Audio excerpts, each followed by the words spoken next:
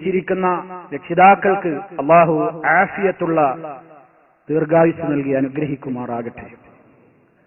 അതേ അവസരത്തിൽ നമ്മുടെ ഒരുപാട് ഈ ശബ്ദം ശ്രമിക്കുന്ന ഒരുപാട് ആളുകൾ അവരുടെ മാതാപിതാക്കൾ ഇന്ന് ഖബറുകളിലാണ്. അള്ളാഹു എല്ലാവരുടെയും ഖബറുകൾ സന്തോഷം കൊണ്ട് നിറക്കുമാറാകട്ടെ, സ്വർഗത്തോപ്പാക്കി അനുഗ്രഹിക്കുമാറാകട്ടെ.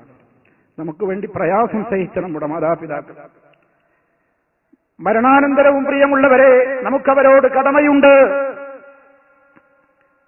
നമ്മൾ ഒരിക്കലും വിചാരിക്കേണ്ടതില്ല ഉമ്മയുടെയും ഉപ്പയുടെയും കാലം കഴിഞ്ഞവരൊക്കെ പോയി, ഇനി എന്റെ കടമ തീർന്നു എന്നാരും വിചാരിക്കേണ്ടതില്ല. ആനായ നബി സല്ലല്ലാഹു അലൈഹി വസല്ലം പറഞ്ഞിട്ടുണ്ട്, മരണപ്പെട്ടു പോയ മാതാപിതാക്കൾക്ക് വേണ്ടിയും പുണ്യം ചെയ്യാൻ വല്ലതും ഇനി ബാക്കിയുണ്ടോ, ഇനിയും അവരോട് കടമകൾ നിർവഹിക്കാനുണ്ടോ? നബി സല്ലല്ലാഹു അലൈഹി വസല്ലം പറഞ്ഞത് ഉണ്ടെന്നാണ്. അവർക്ക് വേണ്ടി എപ്പോഴും പ്രാർത്ഥിച്ചുകൊണ്ടിരിക്കുക,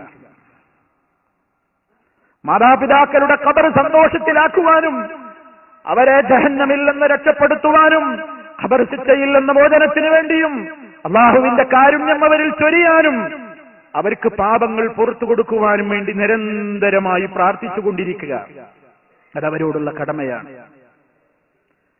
മരിച്ചാലും നമ്മെ വളർത്തിയുണ്ടാക്കിയ ആ മാതാപിതാക്കളുടെ അക്കൗണ്ടിലേക്ക് വരവ് ചേർക്കപ്പെടുന്ന കറന്റ് അക്കൗണ്ടാണ്, അതേ ഒഴുകിക്കൊണ്ടിരിക്കുന്ന ഏറ്റവും വലിയ നിധിയാണ് നമ്മുടെ പ്രാർത്ഥന.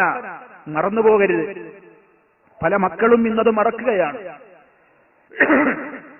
മരിച്ചുപോയ മാതാപിതാക്കളെ ഓർമ്മ വരുമ്പോ എന്റെ ഉപ്പ അങ്ങനെയായിരുന്നു, എന്റെ ഉമ്മാക്ക് ഇങ്ങനെ ഇഷ്ടായിരുന്നു എന്നൊക്കെ പറയും.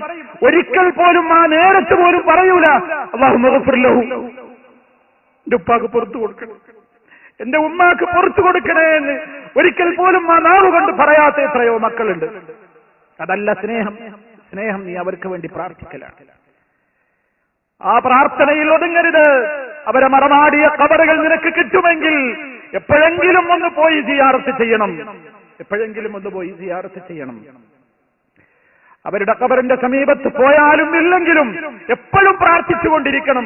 റബ്ബി ഗ്ഫിർലി വലിവാലിദയ്യ വറബ്ബിർഹംഹുമാ കമാ റബ്ബയാനി സഗീറ. റബ്ബേ, എനിക്ക് പുറത്തു തരണം, നിന്റെ മാതാപിതാക്കൾക്ക് പുറത്തു കൊടുക്കണം, അവരോട് നീ ഏറ്റവും അധികം കരുണയോടെ ഇടപെടണം.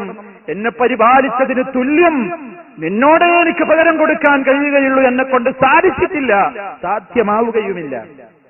അവർക്ക് വേണ്ടി പ്രാർത്ഥിക്കുക, എപ്പോഴും പ്രാർത്ഥിക്കുക.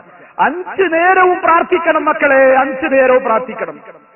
ഒരു പ്രാർത്ഥനയിലും ഉമ്മയും ഉപ്പയും കടന്നു വരാത്ത പ്രാർത്ഥനയുണ്ടാകരുത്.